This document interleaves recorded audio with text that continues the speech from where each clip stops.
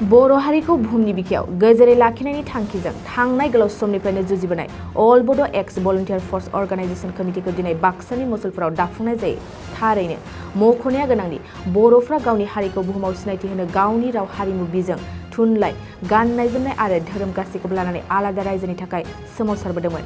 नाथाय बर'नि जांख्रिखानाय जारिमिनाव मोनथाम गोरोबथा जालांदोंब्लाबो दासिम बर' हारिया आलादा रायजोखौ मोनफुंनो हायाखै। बबेखानि मोनसे समाव उदां बड'लेण्डनि थांखिजों आखायाव हाथियार दैनानै आसाम सरकार आरो भारत सरकारनि हेंथायै गोख्रों सोमावसारनायाव गोनांथार बिहोमा लादोंमोन बिएफ हान्जाया, जायनि गेजेरजों बिएफ हाथियार दैग्रा हान्जानि सोमावसारनायखौ मान होनानै आसाम सरकार आरो भारत सरकारा सावरायनायनि गेजेरजों बिएसि गोरोबथाखौ खालामदोंमोन।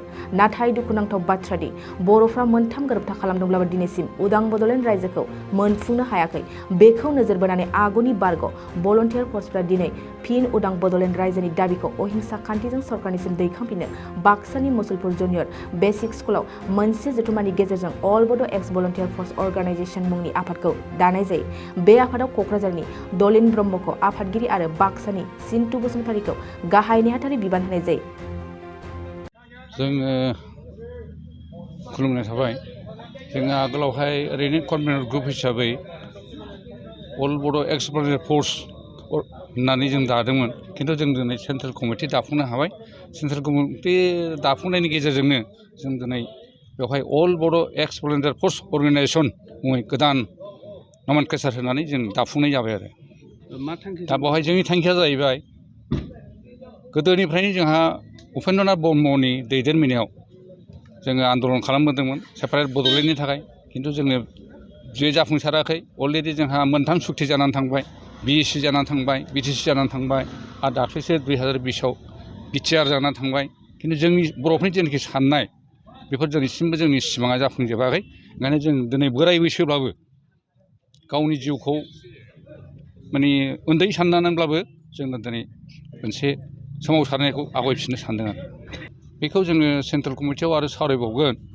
खिन्थु खुब सम्भब जोङो फैगौ गोदान मायथाइनिफ्रायनो जों हागौमानि बेखौ जुजिगोन आरो जोङो हागौमानि आपटु जोंनि बे 6था डिस्ट्रिक्टआव नङा, जेनेबा दिनै गुवाहाटि मेट्र'आव फैदों जोंजोंहाय हेफाजाब होफैदों। लोगोसे जोङो बिश्वनाथ आरो सनितपुर, धेमाजि, लखिमपुर आपटु सौदियासिम जोङो फुवारलांनो बेखौ नाजागोन। नोंथांमोना बिबानगिरि महरै आफादगिरि हिसाबैथ' आं थानाय जाहैबाय आरो नेहाथारिया नैबे बिथाङानो थानाय जाहैबाय। नामा जाहैबाय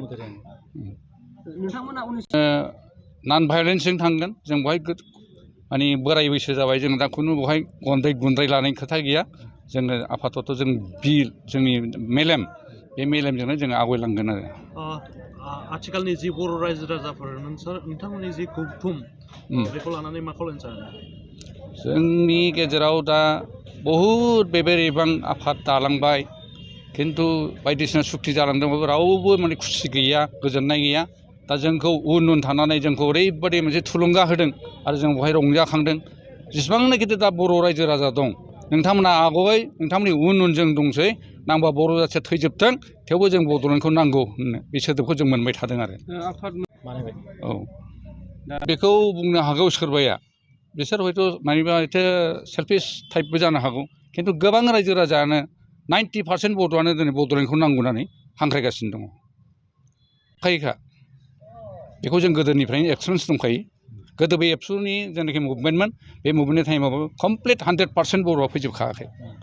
बेनिखायनो जा जोंनि दा 90% बर'फ्रा सापर्ट होदों, बेजोंनो जोङो आन्दलनखौ जुजिलांगोन आरो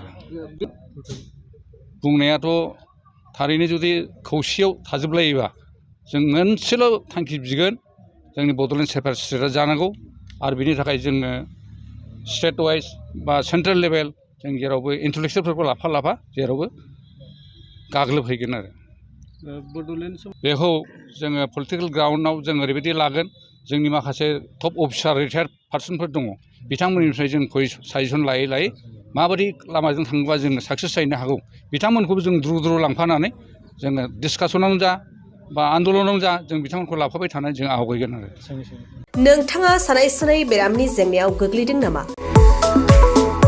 जुदि नोंथाङा सानाय सुनाय दंब्ला जिंगासिनांगौ गैया। चिरां जिल्लानि बेंटल गेट साफागुरियाव दायो एसआइ निउर' थेरेपि सेन्टार दंसै। बे थेरापि सेन्टाराव नोंथाङा गोरलैयैनो देहानि सानाय सुनायखौ फाहामथाय लानो हागोन। बे आथिं सानायानो जाग्रोदों, ओमफ्राय जानाया एसे सिगांनिफ्रायनो जाखादों, ओमफ्राय बिदिनो गुबुन गुबुन मुलि जाबाबायदों, ओमफ्राय हामाखै। दिनैनि ट्रिटमेन्टआ आङो एसे मोजां मोनसिनबाय। जेरै सिं सानाय, आफादावरि सानाय, मोदोम जरा सानाय, आइजोफोरनि जेंना, खर' सानाय बायदि बेरामखौ फाहामनाय जायो। लोगोसेयैनो बे सेन्टाराव थानानै फाहामथाय लानो हानायनिबो सुबिदा खालामदों। नोंथांमोनहा ASI निउर'थेरापि सेन्टाराव फाहामथाय लानो गोसो दंब्ला नैबे मबाइल नम्बर 7620160459 नङाब्ला 9476977956 आव थोंजों सुलाद लानो हागोन।